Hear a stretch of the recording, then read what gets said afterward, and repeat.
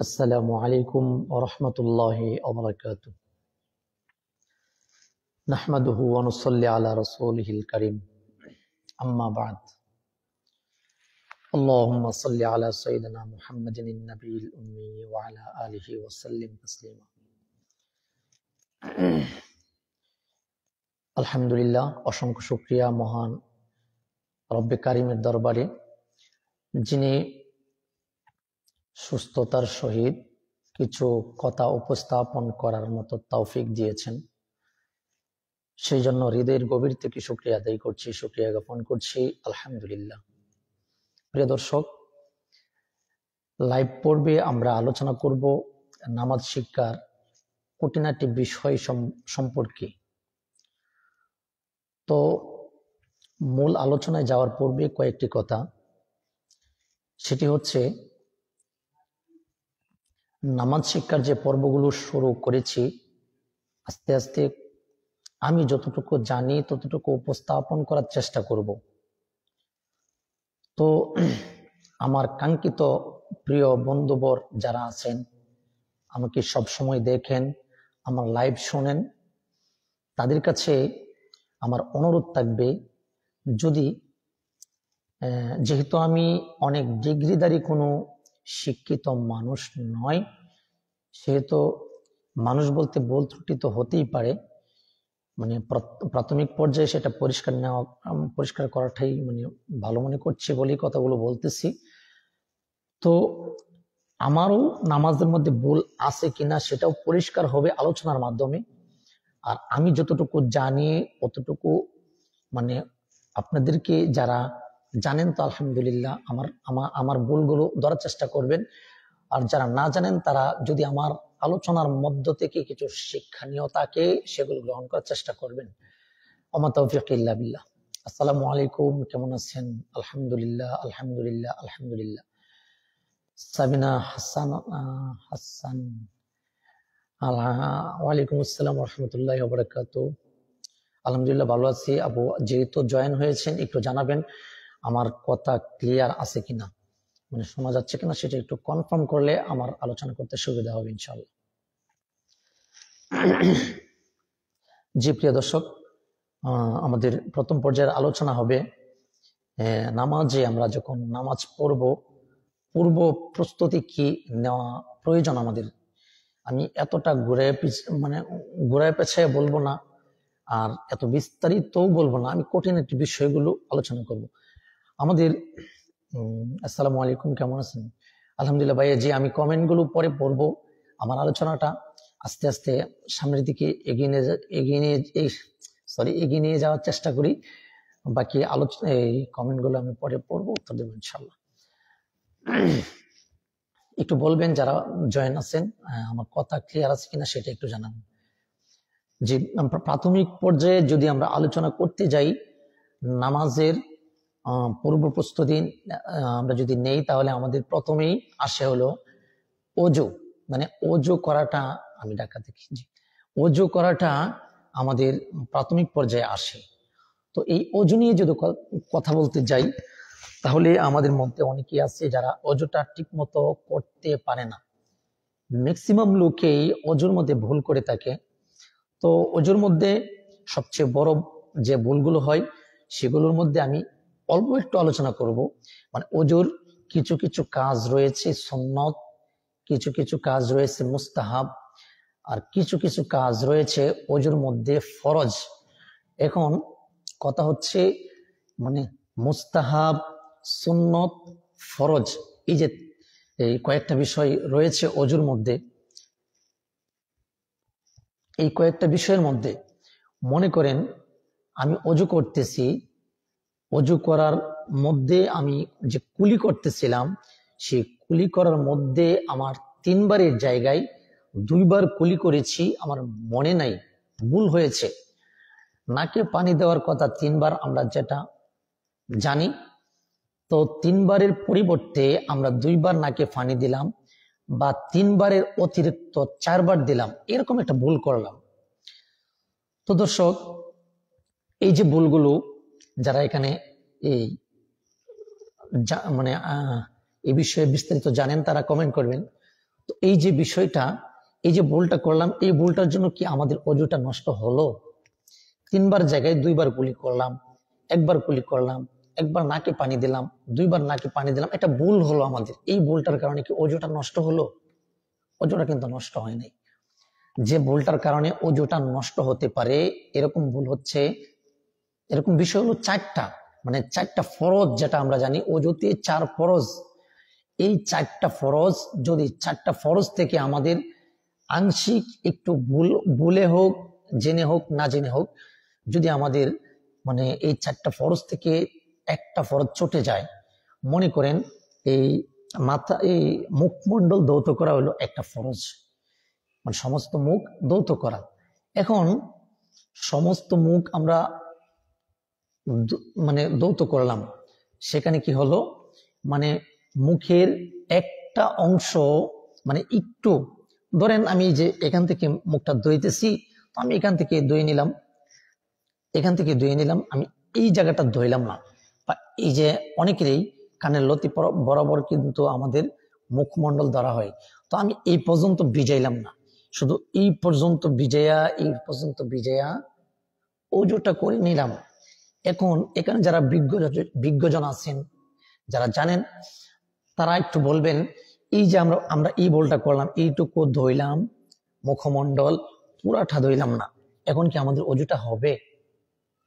সুতরাং যদি না হয়ে থাকে, তাহলে কথা হচ্ছে আমাদের যে অজুতে 4টা ফরজ রয়েছে, এটার দিকে বেশি গুরুত্ব দেওয়া প্রয়োজন।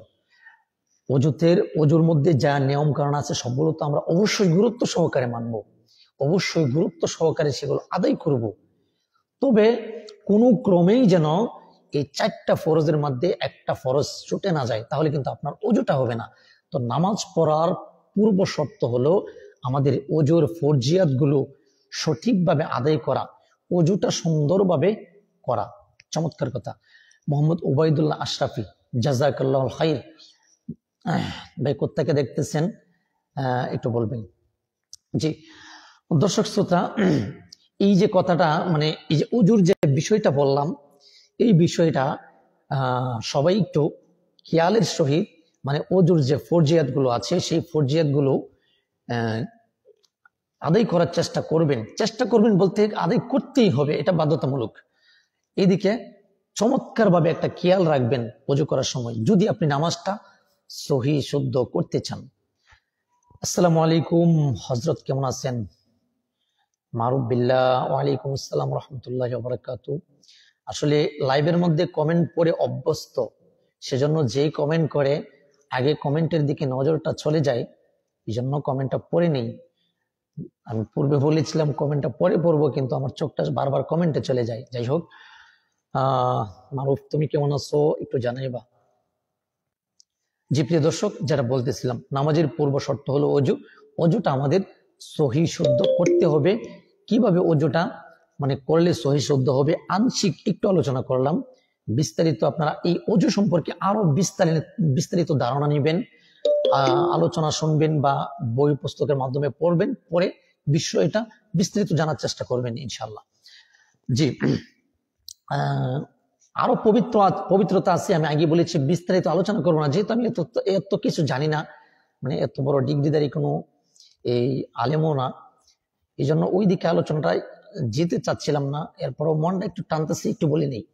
দেখেন, পবিত্র আমরা বাহ্যিক যে পবিত্র, এই পবিত্রটা নিয়ে আলোচনা করলাম, মানে অজু করলে আমাদের বাহ্যিক দৃষ্টিতে যে পবিত্রতা অর্জন করতে হয় সে বিষয়টা মানে খোলাসা করার চেষ্টা করলাম। আরো একটা পবিত্রতা রয়েছে, সেটা হচ্ছে মনে করেন আমাদের আধ্যাত্মিক যে পবিত্রতা রয়েছে, মানে বিতর্গত যে পবিত্রতা রয়েছে। আমরা যেহেতু নামাজ আদায় করব, আল্লাহ তাআলার কুদরতি পায়ে সেজদা করব, আল্লাহ সন্তুষ্টি লাভের জন্যই নামাজ পড়ব, সেহেতু আমাদের বিতর্গত পরিষ্কারের দরকার আছে। বিতর্গত ভাবে আমাদের আভ্যন্তরীণ যে এই নাফাকিগুলো হয় সেগুলোরও পরিষ্কারের দরকার আছে। ওই বিষয়টা নিয়ে আমি আগেই বলেছি, বিস্তারিত আলোচনা করব না, একটু বললাম। তো বিতর্গত পবিত্রতা, আভ্যন্তরীণ পবিত্রতা কি, সেই বিষয়ে আপনারা জানার চেষ্টা করবেন। জানার চেষ্টা করে তারপরে বিস্তারিত মানে ধারণা নেবেন ইনশাল্লাহ।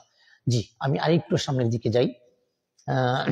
আলহামদুলিল্লাহ, হজরত আল্লাহ অনেক ভালো রেখেছেন। মারুফ কতগুলো ক্লিয়ার আছে কিনা সে বিষয়ে কেউই মানে একটু ধারণা দিল না। তুমি একটু বলো মানে আমার কথাগুলো ক্লিয়ার শোনা যাচ্ছে কিনা, আর নেটে কোনো প্রবলেম আছে কিনা। আমার এখানে ভালোই দেখাচ্ছে আর কি। জি, এই বিষয়ে একটু ক্লিয়ার করো। যে আমরা আরেকটু নামাজ সম্পর্কে আরেকটু সামনের দিকে যাব। সেটা হচ্ছে ধরে নেন আমরা অজুটা জানলাম, অজুটা করলাম, আমরা অজু জানলাম, অজুটা সুন্দরভাবে করলাম। এখন নামাজের দিকে যাব। এখন আমাদের জানার প্রয়োজন, সর্বপ্রথম জানার প্রয়োজন কি জানেন? অজু ভাঙার কারণ। নামাজ যদি পড়তে চান তাহলে এই বিষয়বস্তুগুলো, এটি হলো প্রাথমিক মানে যে প্রাথমিক পর্যায়ে যে বিষয়বস্তুটা রয়েছে সেটা আপনি জানতেই হবে এই বিষয়গুলো। জি হযরত, শোনা যাচ্ছে, জাযাকাল্লাহুল খাইর। তো অজু যে করলাম, অজুটা সহি শুদ্ধ হয়েছে। এখন এই অজুটা নষ্ট হয়ে যাবে কিভাবে, সেই কারণগুলো জানার দরকার আছে।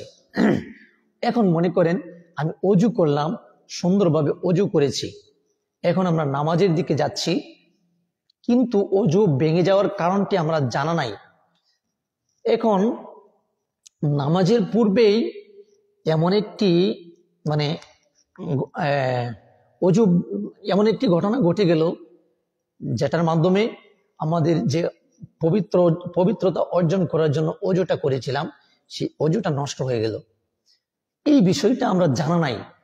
মনে করেন রাস্তা দিয়ে হাইটে মসজিদের দিকে যাচ্ছি, রাস্তায় কোনো মানে কষ্টদায়ক বস্তুর সাথে আমাদের পাটা লেগে গেল, কেটে গেল, এখন রক্ত ঝরছে। এখন কতটুকু রক্ত ঝরলে, কি পরিমাণ রক্ত ঝরলে আমাদের অজুটা নষ্ট হয়, আর অজুটা নষ্ট রক্ত ঝরলে যে অজু নষ্ট হয়ে যায় ওই বিষয়টা আমার জানা নাই। আর কি পরিমাণ রক্ত ঝরলে অজুটা নষ্ট হয়ে যেতে পারে সে বিষয়টাও জানা নাই। এখন আমরা মানে ক্ষত স্থানে যে রক্তটা প্রবাহিত হলো সেই রক্তটা দয়ে মুছে নামাজে দাঁড়িয়ে গেলাম।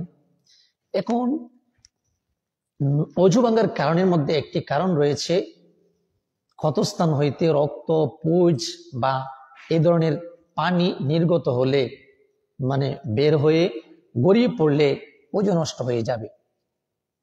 এখন এই যে রক্তটা বের হলো, পানিটা বের হলো, পুজটা বের হলো, গড়ায় পড়লো, এখন আমাদের অজুটা যে নষ্ট হয়ে গেল এই বিষয়ে ধারণা নাই বা জ্ঞান নাই, অজু ভাঙার কারণটি জানা নাই, তখন আপনি নামাজ পড়ে নিলেন, নামাজটা কি হবে? যেহেতু নামাজের প্রাথমিক পর্যায়ের আলোচনা করতেছি সেহেতু এই আলোচনাগুলো করতেই হবে। তো প্রিয় দর্শক, এখন যদি আমি এখান থেকে নামাজ ভাঙার কারণ 7টি রয়েছে এইগুলো মানে মস্ক করাই, তাহলে মানে কতটুকু শিক্ষা হবে সেটা মানে মোবাইলের মাধ্যমে কতটুকু শিক্ষা হবে সেটা আমি মানে বুঝতে পারতেছি না।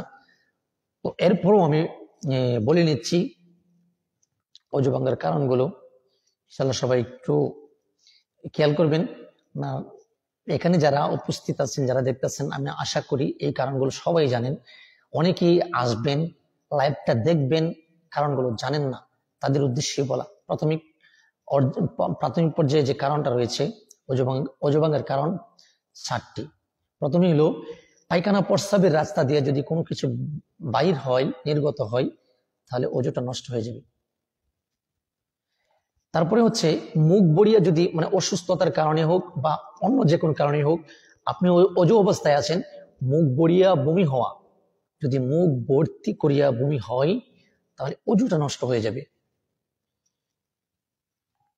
এই ধরনের আরো যে কারণগুলো রয়েছে ইনশাল্লাহ সবাই চেষ্টা করবেন এগুলো শুনে আমল করার।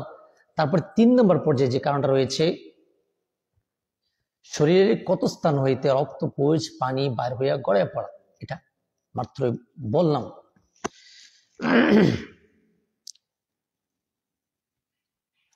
একটু মনে করেন এই যে প্রাথমিক পর্যায়ে যে বিষয়বস্তুগুলো রয়েছে এইগুলো যদি আমরা শিখতে না পারি তাহলে আমরা নামাজের গুরুত্বটা কি দিলাম ভাই। এই জন্য এই আলোচনাগুলো শুনতে হবে, শেষ পর্যন্ত শিখতে হবে। জি, প্রথম বললাম অজু ভাঙ্গার কারণ 60টির মধ্যে প্রথম বললাম পায়খানা প্রস্রাবের রাস্তা দিয়ে কোনো কিছু বাইর হওয়া, মুখ বড়িয়া বমি হওয়া, শরীরের ক্ষতস্থান হইতে রক্তপুঞ্জ পানি বের হয়ে গড়িয়ে পড়া, তুতুর সঙ্গে রক্তের ভাগ সমান বা বেশি হওয়া। এই বিষয়টা ক্লিয়ার করি। তুতুর সঙ্গে রক্তের ভাগ সমান বা বেশি হওয়া, মুখে হয়তোবা কোনো আঘাত পেয়েছেন বা দাঁতের কামড় লেগেছে মুখের ভিতর কোনো অংশে, তখন রক্ত বের হলো, আপনি অজু অবস্থায় আছেন। এখন কতটুকু রক্ত বের হয়েছে সেটা আপনি আপনার মুখে যে লালাটা আছে সেটা ফেলবেন, ফেলে দেখবেন মুখের তুতুর সাথে রক্তের অংশটা বেশি হয়েছে কিনা। যদি বেশি হয়ে থাকে তাহলে অবশ্যই আপনার অজুটা করে নিতে হবে। যদি সমান হয়ে থাকে রক্ত এবং তুতুর সঙ্গে রক্তের ভাগটা যদি সমান হয়ে থাকে তাহলে অজুটা করে নিতে হবে। যদি মনে করেন তুতুটা বেশি দেখা যাচ্ছে রক্তটা কম দেখা যাচ্ছে তাহলে আপনার অজুটা করতে হবে না, এরকম আর কি।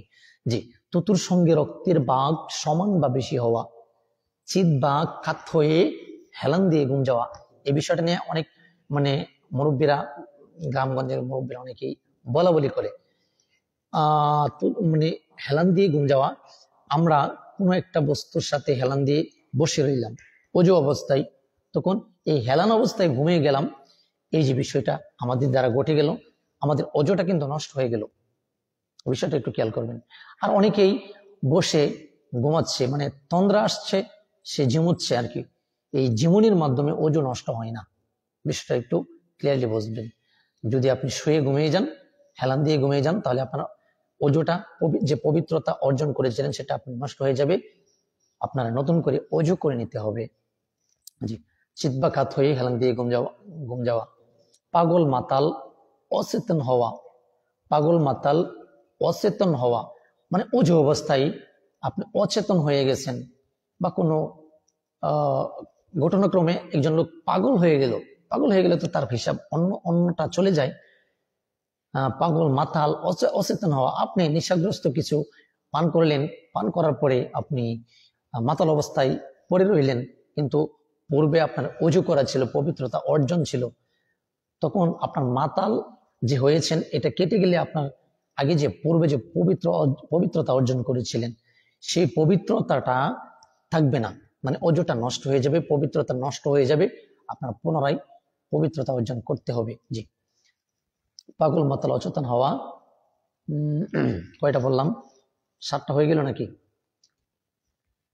আর একটা বাকি আছে? একটু যারা বিজ্ঞজন আছেন, আমি আগেই বলেছি, একটু কমেন্ট করবেন।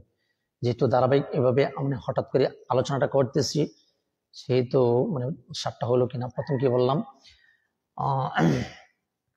পায়খানা প্রস্রাবের রাস্তা দিয়া কোনো কিছু বাইর হওয়া, মুখ বড়িয়া বমি হওয়া, শরীরের ক্ষতস্থান হইতে রক্ত ফুজ পানি বের হয়ে গড়িয়ে পড়া, চিত বা কাত হয়ে হেলান তুতুর সঙ্গে রক্তের ভাগ সমান বা বেশি হওয়া, চিত বা কাত হয়ে হেলান দিয়ে ঘুম যাওয়া, পাগল মাতাল অচেতন হওয়া, নামাজি উচ্চ সুরে হাসা।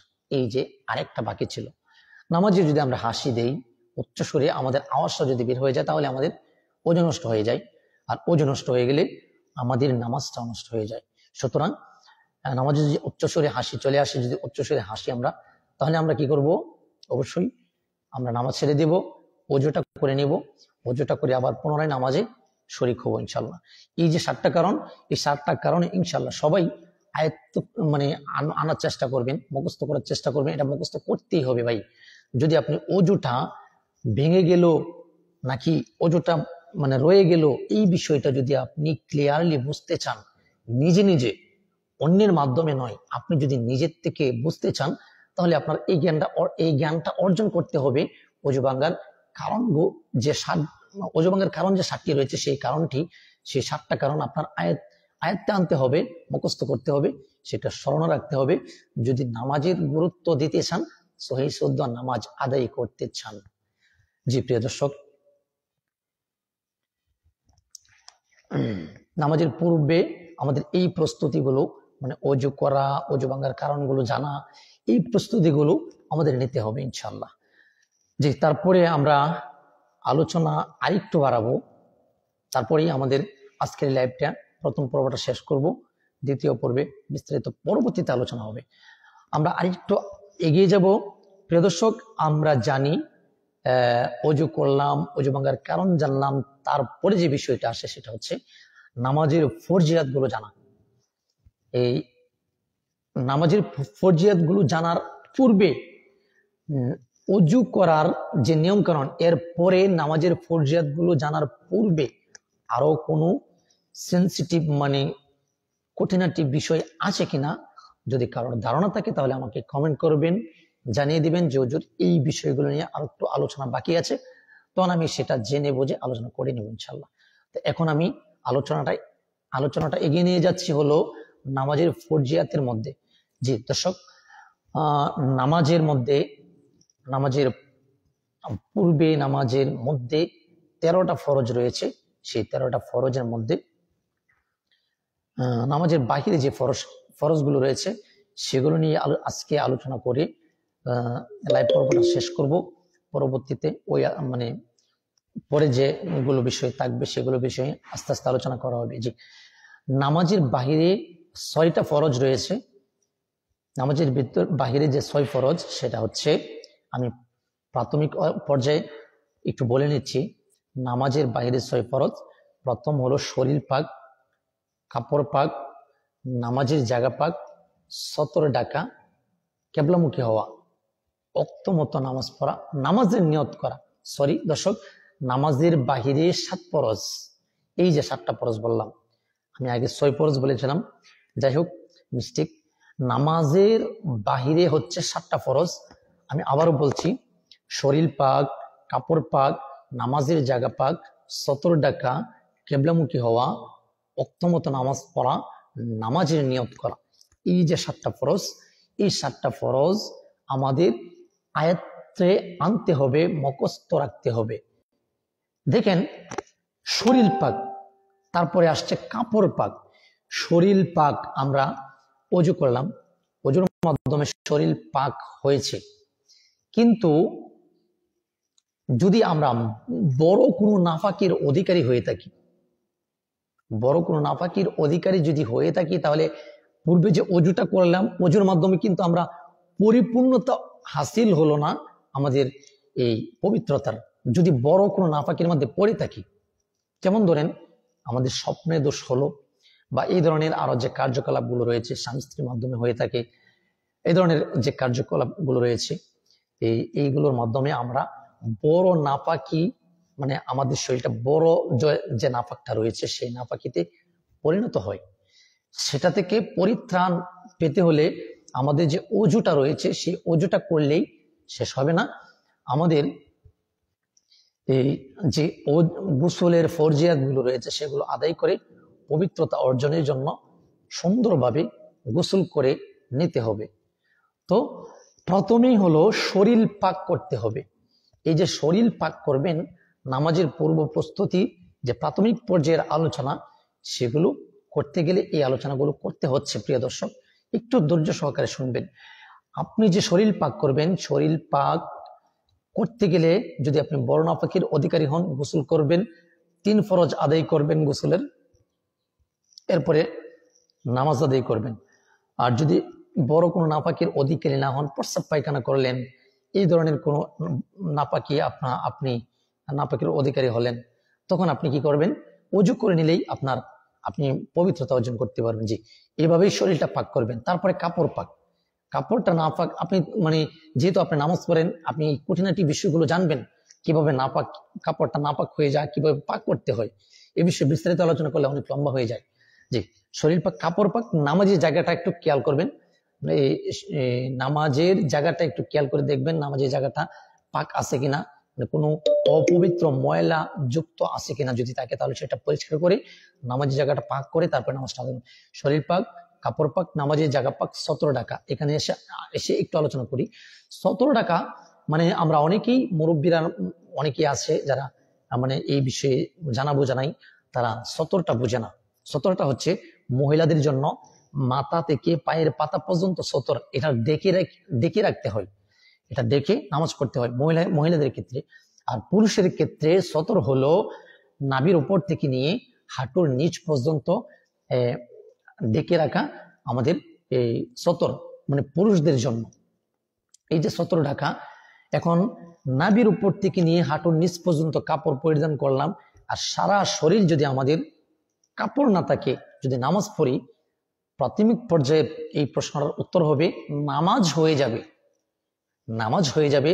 তবে এখানে শর্ত সাপেক্ষে কিছু কথা রয়েছে, সেটা হচ্ছে কার জন্য নামাজ হবে এই পর্যায়ে, যারা চলে গেছে, মানে আপনার মানে কাপড় নাই, শুধু নাপির উপর থেকে হাঁটুর নিচ পর্যন্ত ডেকে রাখার মতো একটা কাপড় আছে, পরনের মতো কোনো কাপড় নাই, আপনি দরিদ্র।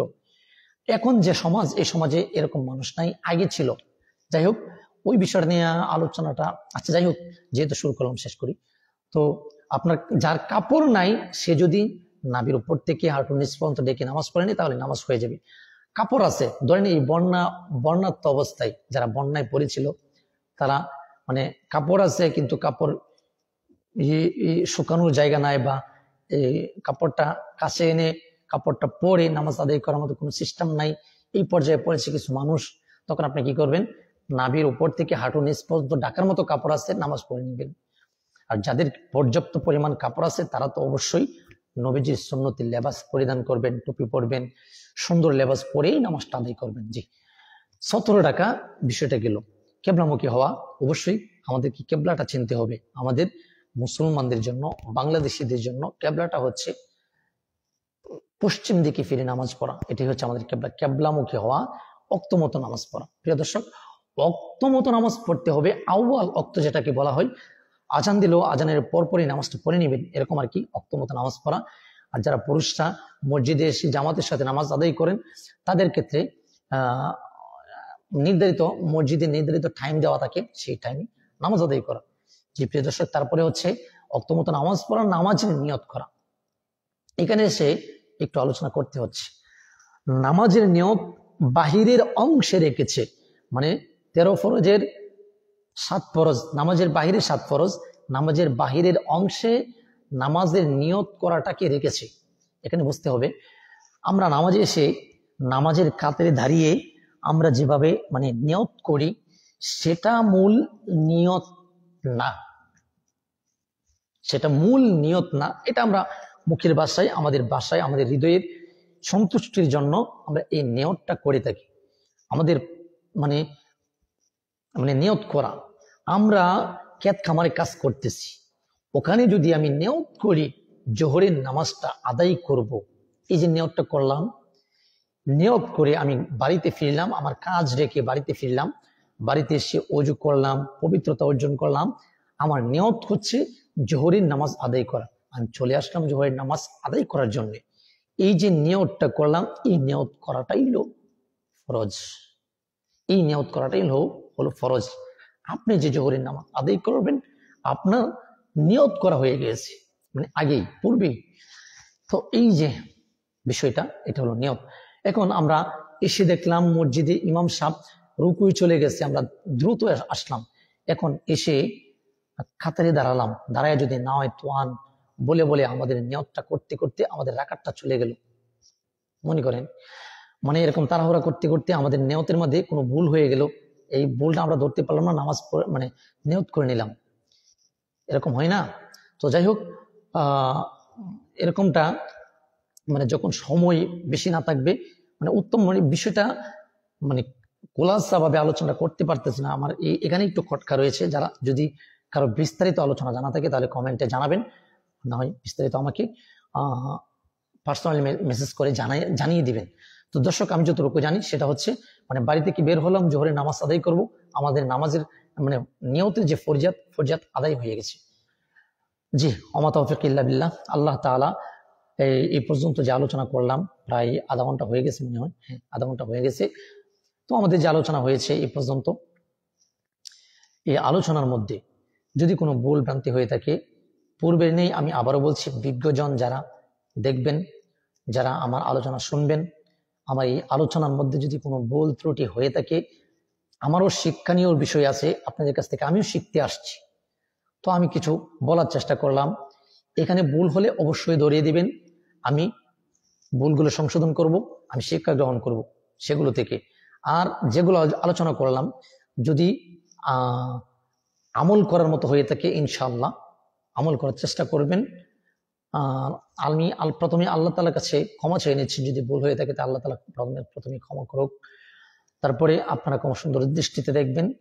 আর আল্লাহর কাছে আমি চাচ্ছি এখানে যে সুন্দর কথাগুলো হয়েছে, মানে সহি শুদ্ধ, মানে ভালো কথাগুলো হয়েছে, সেগুলো আমাদেরকে আমল করার তৌফিক দান করুক।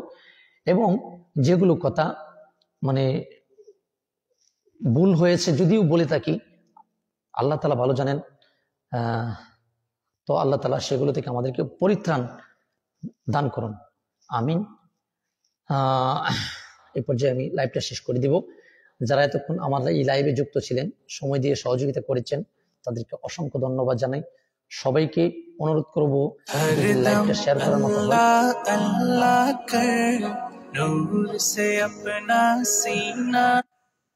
তাহলে লাইভটা শেয়ার করে দিবেন ইনশাআল্লাহ। ওয়া মা তাওফিকি ইল্লা বিল্লাহ। আসসালামু আলাইকুম ওয়া রাহমাতুল্লাহি ওয়া বারাকাতুহু।